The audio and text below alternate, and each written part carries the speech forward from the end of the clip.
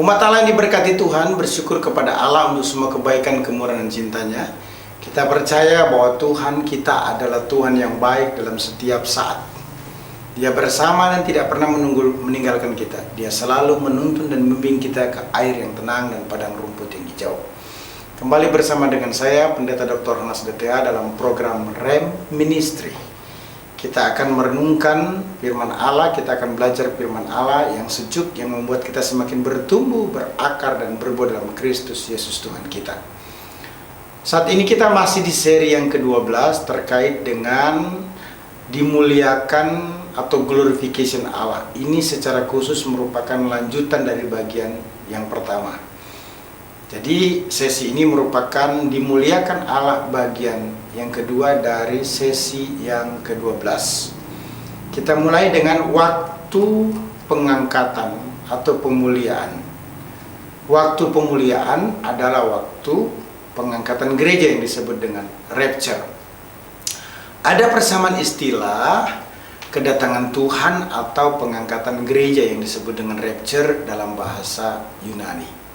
Setidaknya ada dua istilah dalam bahasa Yunani terkait dengan kedatangan Tuhan, yakni parousia dan harpazo. Istilah parousia atau parousian, kalau kita cek dalam 1 Tesalonika 4:15 dipergunakan istilah parousian dari akar kata parousia, artinya presence atau coming. Jadi secara leksikal istilah parousia dapat diartikan kehadiran atau kedatangan. Selain istilah parousia terkait dengan kedatangan Tuhan ini, ada istilah lain yang digunakan, yaitu harpazo. Istilah harpazometa itu digunakan dalam 1 Tesalonika 4 ayat 17, berasal dari akar kata harpazo. Secara leksikal dapat diartikan meraih atau menangkap. Suatu aktivitas yang tidak bisa dihalangi oleh siapapun karena dikerjakan atau dilakukan dengan kekuatan Allah. Nah, timbul pertanyaan, kira-kira yang lebih cocok istilah mana terkait dengan pengangkatan gereja ini? Maka saya kira yang paling tepat atau yang paling baik kita menggunakan istilah harpazo. Karena harpazo bukan hanya bicara tentang kedatangan atau kehadiran, tapi lebih menekankan kepada satu tindakan Allah yang begitu kuat untuk meraih atau menangkap satu aktivitas yang tidak bisa dihalangi, dirintangi, dihambat oleh siapapun, dalam kekuatan kuasa Allah mengambil orang percaya dari bumi ke angkasa menuju surga di mana tempat Allah berada. Selanjutnya kita akan belajar tentang pandangan kedatangan Tuhan atau pengangkatan gereja rapture. Nah, terdapat 4 pandangan besar terkait dengan pengangkatan gereja atau rapture. Yang pertama disebut dengan pre-tribulation rapture view. Ini merupakan pandangan yang menyetujui bahwa pengangkatan gereja terjadi sebelum tribulasi, sebelum masa kesusahan besar. Jadi gereja yang siap akan diselamatkan dari kesengsaraan atau antikristus. Kristus menjadi pemrakarsa penyelamatan bagi mempelainya. Pengangkatan gereja terjadi lebih dahulu, kemudian muncul yang namanya tribulasi atau masa kesusahan besar. Yang kedua itu mid-tribulation rapture view. Ini merupakan pandangan yang menyetujui bahwa pengangkatan gereja terjadi di tengah-tengah tribulation atau tribulasi masa kesusahan besar.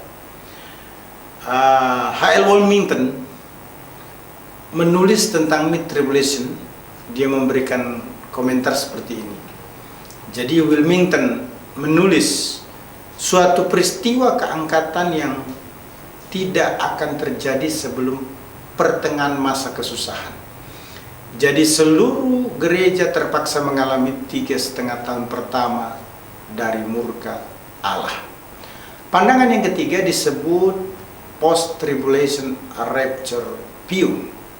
Ini merupakan pandangan yang menyetujui bahwa pengangkatan gereja terjadi setelah tribulasi, sesudah masa kesusahan besar. Penganut pandangan ini memahami gereja tidak diangkat pada masa kesusahan besar atau tribulasi, karena pengangkatan waktunya bersamaan dengan kedatangan Tuhan kedua kali di bumi. Nah, ada konsekuensi gereja sebagai mempelai Kristus akan mengalami semua kesengsaraan dan menyaksikan murka Allah yang hebat. Keempat disebut sebagai partial rapture view. Adalah pandangan yang menyetujui bahwa pengangkatan gereja terjadi sebagian-sebagian yang dimungkinkan di tengah-tengah atau di akhir masa tribulasi atau pada masa kerajaan 1000 tahun. Nah, pandangan ini lebih menekankan pada orang yang akan diangkat, sehingga dipahami bahwa tidak semua orang percaya akan mengalami yang namanya pengangkatan. Sebab beberapa di antaranya akan menjadi penonton atau menunggu. Jadi hanya setiap orang yang benar-benar sampai pada kelayakan spiritual yang membuat layak terangkat atau mengalami yang namanya rapture. Sejarah munculnya teori pengangkatan gereja secara parsial atau sebagian ini berasal dari Robert Goffett pada tahun 1835, di mana teori pengangkatan gereja parsial ini didasarkan pada beberapa bagian yang merujuk kepada Israel selama periode kesusahan besar. Itu bisa dicek dalam Lukas 21 ayat 36 maupun Matius 24 dan 25. Umat Allah yang diberkati Tuhan Yesus Kristus, Yesus Kristus akan datang di awan-awan, dan orang-orang percaya diubah sehingga memiliki tubuh kemuliaan guna menyongsong Kristus di awan-awan dan menikmati pesta pernikahan anak domba. Sebagaimana dinyatakan dalam 1 Tesalonika 4 ayat yang ke-17. Jadi jelaslah bahwa Kristus pasti akan datang menjemput saleh-salehnya. Kedatangan Tuhan atau pengangkatan gereja yang disebut dengan rapture dapat dikorelasikan atau dihubungkan dengan Daniel 9 ayat 24 sampai dengan 27. Firman Tuhan menyatakan demikian. 70 kali 7 masa telah ditetapkan atas bangsamu dan atas kotamu yang kudus, untuk melenyapkan kefasikan, untuk mengakhiri dosa, untuk menghapuskan kesalahan, untuk mendatangkan keadilan yang kekal, untuk menggenapkan penglihatan dan nabi, dan untuk mengurapi yang maha kudus. Maka ketahuilah dan pahamilah dari saat firman itu keluar, yakni bahwa Yerusalem akan dipulihkan dan dibangun kembali sampai pada kedatangan seorang yang diurapi, seorang raja. Ada 7 kali 7 masa dan 60 kali 7 masa lamanya kota itu akan dibangun kembali dengan tanah lapang dan paritnya, tetapi di tengah-tengah kesulitan. Sesudah ke-62 kali 7 masa itu akan disingkirkan seorang yang telah diurapi, padahal tidak ada salahnya apa-apa. Maka datanglah rakyat, seorang raja, memusnahkan kota dan tempat kudus itu. Tetapi raja itu akan menemui ajalnya dalam air bah.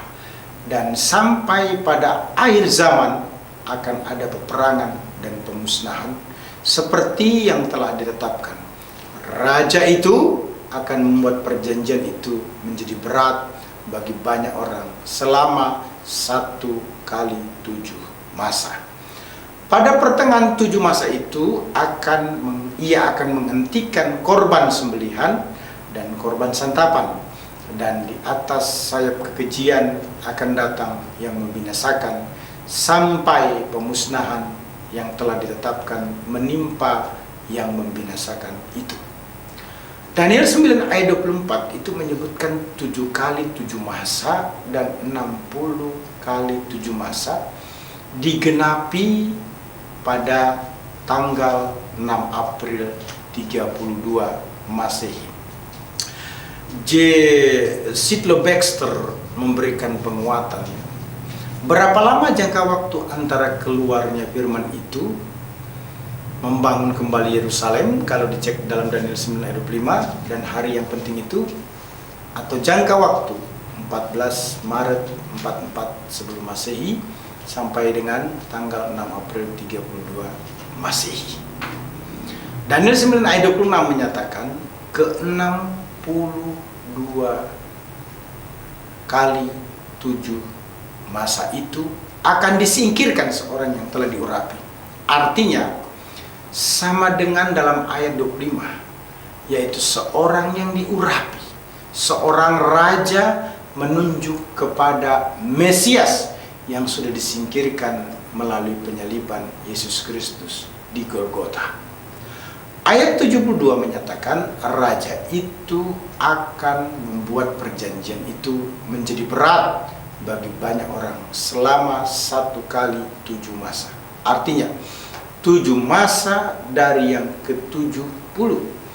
Jadi 69 masa Daniel telah digenapi, sedangkan awal dari 1 kali 7 masa adalah bagian akhir dari Daniel 9 ayat 24 sampai dengan 27.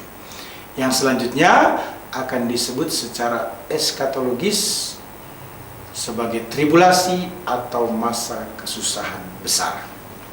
Umat Allah yang diberkati Tuhan Yesus Kristus, pengajaran ini menjadi sangat penting bagi kita untuk kita pahami secara bersama-sama bahwa waktu pemuliaan yang dimaksudkan atau waktu glorification Allah yang dimaksudkan belum pernah terjadi, tetapi akan terjadi bersifat eskaton atau di akhir zaman.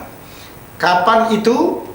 Glorification Allah, pemuliaan Allah atau dimuliakan oleh Allah itu terjadi nanti ketika Tuhan datang di angkasa yang disebut dengan rapture, pengangkatan gereja atau harpazo, di mana semua orang percaya akan diangkat untuk meninggalkan dunia ini dan bersama-sama dengan Allah menyongsong Tuhan di angkasa ke sorga bersama-sama Tuhan selama-lamanya. Nah, terkait dengan pengangkatan gereja ini saya ingin memberikan penjelasan ulang sebagai ringkasan. Yang pertama, pre-tribulation rapture view. Sepakat setuju menyatakan bahwa pengangkatan gereja terjadi sebelum tribulasi atau masa kesusahan besar. Yang kedua adalah mid tribulation rapture view, pandangan yang menyepakati atau setuju bahwa pengangkatan gereja terjadi di tengah-tengah tribulasi atau masa kesusahan besar. Yang ketiga disebut post tribulation rapture view, pandangan yang menyetujui atau sepakat bahwa gereja diangkat setelah tribulasi atau masa kesusahan besar. Kemudian yang terakhir adalah partial rapture view, pandangan yang menyetujui atau sepakat bahwa pengangkatan gereja terjadi sebagian-sebagian yang dimungkinkan di tengah-tengah atau di akhir masa tribulasi atau pada masa kerajaan 1000 tahun. Haleluya, Immanuel, Tuhan Yesus memberkati. Amin.